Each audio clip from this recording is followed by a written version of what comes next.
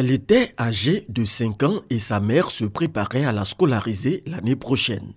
Mais hélas, Niamey Ruth s'en est allée à la suite d'un viol perpétré par un homme âgé de 40 ans. La fille vivait avec son père, elle jouait dans le couloir avec ses camarades et le monsieur l'a appelée pour venir prendre bonbon. Et c'est dans bonbon là, elle a rendu l'âme.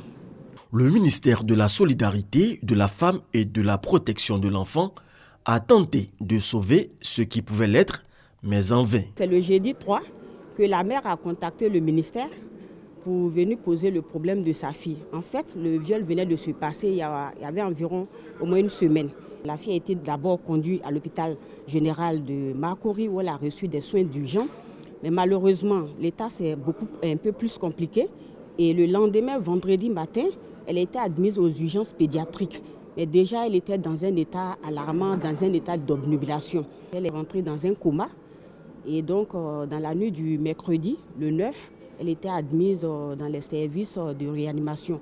Mais malheureusement, rendue l'âme. Devant la dépouille de sa fille, la mère n'a qu'un seul mot à la bouche: justice. En plus de transmettre les condoléances du gouvernement, la ministre Maria Toukone rassure, justice sera faite. De tels actes doivent être punis. C'est un acte criminel. Et je peux vous dire qu'immédiatement, le violeur a été arrêté. Aujourd'hui, là où je vous parle, il est à la Maka. Et je pense qu'il prendra la peine la plus lourde.